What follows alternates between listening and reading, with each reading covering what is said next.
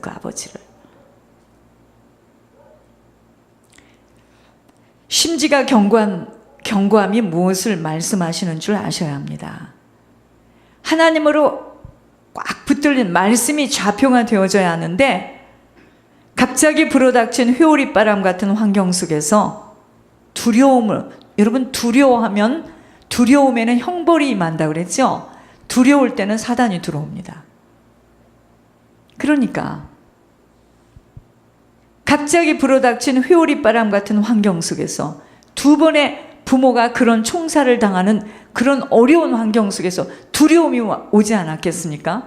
그 두려움을 타고 들어온 사단이 장악해버리기에 사실은 이미 그때 자신의 혼을 다 빼앗긴 상태였기에 중요한 나라의 일을 맡기기란 어려웠던 것이지만, 겉으로는 그럴싸하고 공부도 했고 불란서에 가서 공부도 했고, 또 그 많은 가진 재물 때문에 그 욕망을 저버리지 못하고 오늘 저기까지 오게 된 것입니다. 오늘 우리가 살고 있는 미국 땅도 마찬가지입니다. 성경을 들고 성경 중심으로 살며 전 세계에 복음을 수출했던 미국의 조상들이 오늘 이 미국의 광경을 보면 얼마나 통탄하겠는지요. 우리는 같은 시각 속에, 우리는 미국과 한국을 지금 같이 살고 있는 저희들은요, 같은 시각 속에 하나님을 떠나 방자하게 살면서 미신을 숭배한 나라들의 처참한 모습 앞에 우리 모두는 허망함만이 아닌 모델이 없어진 거예요. 모델이 없어진 이 땅에서의 살아남아야 하는 엄청난 혼돈 속에 있는 것입니다. 우리들의 개인 가정의 일도 마찬가지라는 것입니다. 오늘 내가 가진 것이 많이 있어 안전할 수 없음은, 내가 지금 무엇이 많이 있다고 해서 내가 안전한 것이 아니에요. 절대로 아닙니다. 하나님 떠나 마음대로 살아간 가정과 후손들은 오늘 우리 눈앞에 펼쳐진 모습과 같이 비참하다 못해 처참한 광경일 것입니다. 가문에 정신질환자, 마약 중독자, 이혼, 질병, 가난으로 엄청난 저주 속에서 살아가게 됨이 영적 법칙이기에 영혼이 잘못되어지면은 이러한 결과가 나타난다는 겁니다. 여러분, 링컨이라는 대통령은요, 너무너무 가난해서 공부도 제대로 하지 못했는데 어머니의 신앙을 가지고 그 어머니 발 밑에서 말씀을 듣고 기도를 배우면서 미국의 큰 정신적인 지주가 된 거예요. 그러한 자들이 없는 거예요, 지금. 영혼이 잘못되어진 결과들이 어떻게 될지를 먼저 볼 수 있는 자가 가장 지혜로운 자예요. 여러분, 영혼이 잘못되면은요, 지금에 있는 모습과 관계없이 아주 비참해집니다. 그게 지금 미국이고, 그게 지금 우리의 조국 대한민국이에요. 육신을 가진 시간 속에서는 그 누구도 사람에게는 만남이 모든 것이에요. 만남이 모든 것입니다. 천국길을 가는 여정 속에서 잘못된 만남을 가지게 되었을 때 이 땅에서 고통이라는 것으로 드러나는 것이 그래도 기회이겠지만, 고통을 받는다고 모두 하나님께로 돌이킬 수 있는 축복은 받을 수 없어요. 내가 고통 속에 있다고 하나님께로 돌아가지 않더라고요. 주변의 사람들을 보면서 인간처럼 질기고 고집센 존재는 없기에 지옥으로 떨어질 수밖에 없음을 확인합니다. 여러분, 고집 때문에 지옥 가는 거예요. 정말 사람 잘못 만나 폐가 망신되어진 요즘의 모습들을 보면서 사람처럼 무서운 존재가 없다는 거예요. 사람을 만나 교제되어지기 시작되면서 그 사람이 가지고 있는 사상과 체질이 배워지기에, 여러분, 부부가 거의 다 보면 비슷한 사람들이 되어 살아가고 있는 모습입니다. 여러분, 부부들이 이상합니다. 사진을 나중에 찍어보면 얼굴이 비슷해요. 그 왼수 부부가 참 이상한 일이죠. 아니, 송건사님네는 행복한 부부예요.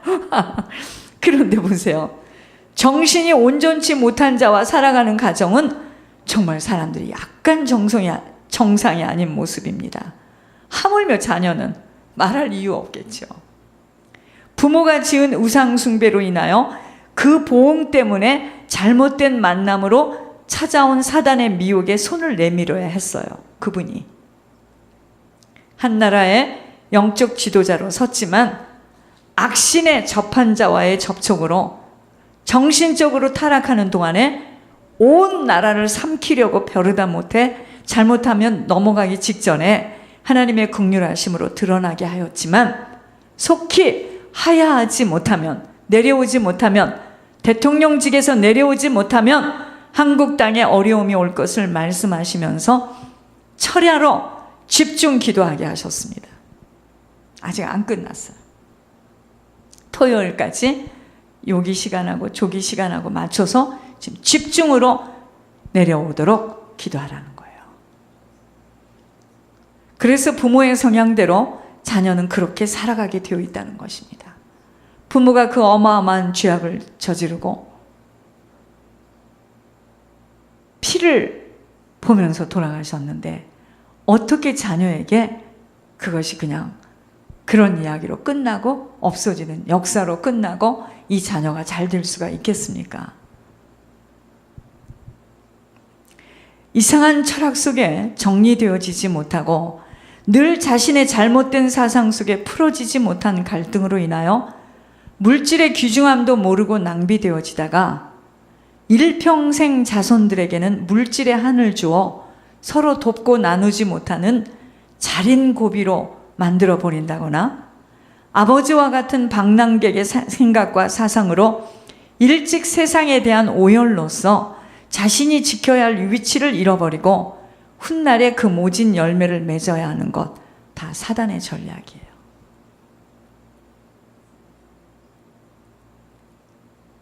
부모가 심은 대로 반드시 누군가는 거두어야 하는 것입니다. 그 거둠을 우리들이 지금 부모의 자리에 섰다면 후손들에게 남겨놓지 않도록 어떤 어려움이 와도 보응으로 치러 나가도록 예물과 기도로 희생해야 한다는 것입니다. 우리가 그 보응을 치르지 않으면 누군가는 어려움을 겪고 그것을 다 갚아가야 되기에 그 보응을 우리가 치른다면 감사한 일이죠. 지난날 사단에게 끌려다닌 악과 과실과 죄는 용서받아 다시 주님과의 교제할 수 있는 문은 열려져 있지만 그 벌은 받아야 함이 바로 사단과 풀어야 할 숙제 때문인 것이었습니다. 이것이 영적 법칙이에요. 하나님과 우리가 다시 만날 수 있는 길은 열려져 있지만, 교제할 수 있는 자격은 받았지만, 우리 부모가, 우리 조상이 잘못 살아온 것에 대해서는 갚아가야 되는 게 있더라는 거죠. 지금 그거 갚느라고 저 난리가 난 겁니다.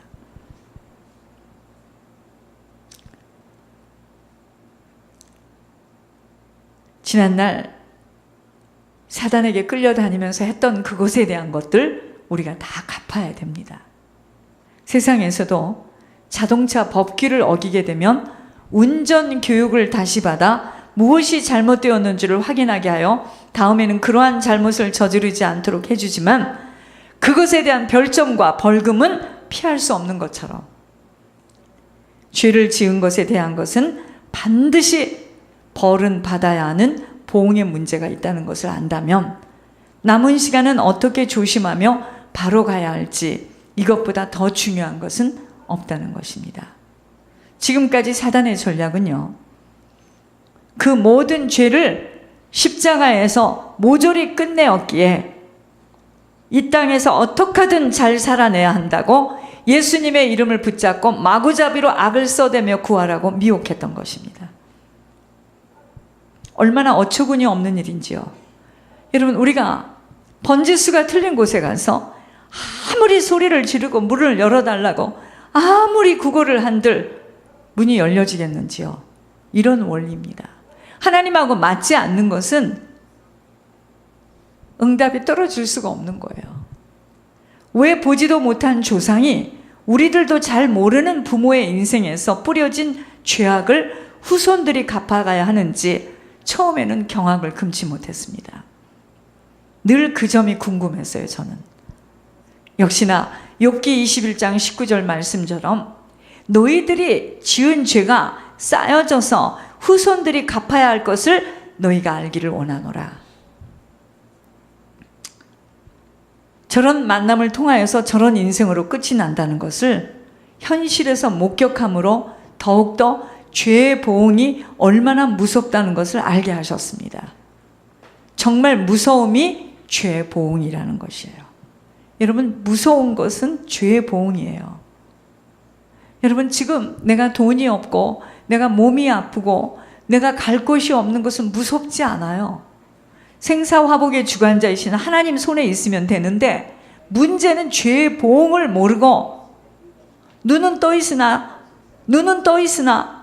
죽은 자로 그저 육신의 것 많으면 육신의 것 다 갖춰져 있으면 끝나는 줄 알지만 절대로 아닙니다.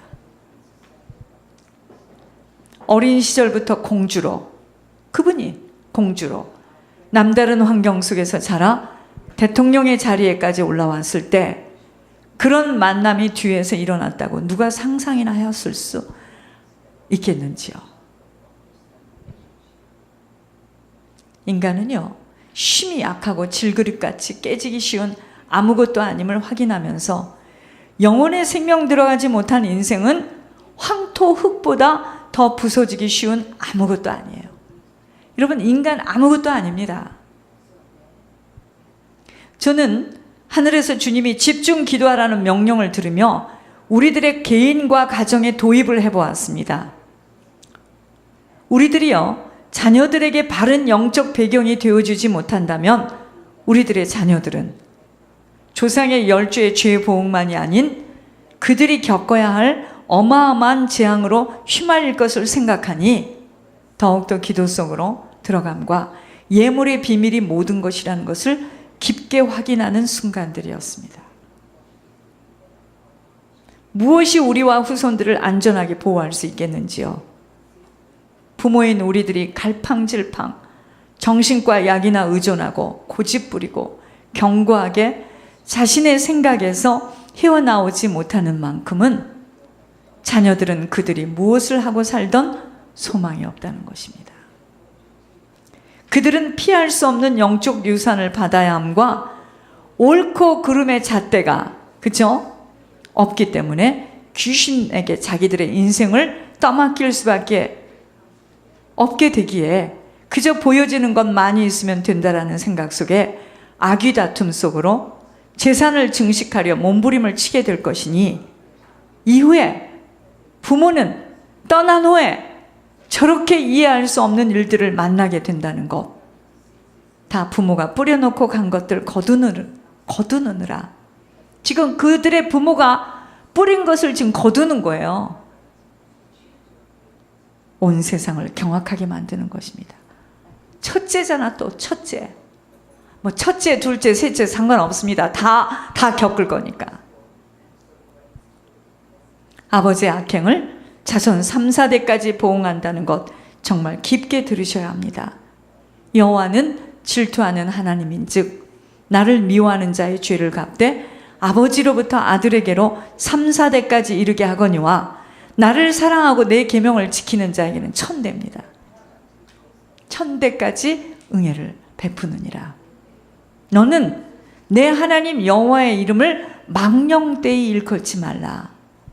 여호와는 그의 이름을 망령되게 부르는 자를 죄 없다 하지 아니하리라. 이렇게 약속하셨는데 이 약속대로 여호와의 이름을 망령되게 일컬은 그 가문에 우상과 접신한 결과 죄로 인하여 온 사단이 개입되어야 하고, 죄로 인한, 여러분 우리가 죄를 지면 사단이 오게 돼 있어요. 아시겠습니까? 자자손손 망신살을 뻗치며 저가 받아야 할 이후의 정신적 고통은 이제 어떤 결과가 올지 그것 또한 무서운 현실입니다. 또 목을 매면 어떡하지? 이런 걱정이 되는 거 있죠. 하나님이 가장 싫어하는 것이 우상이에요.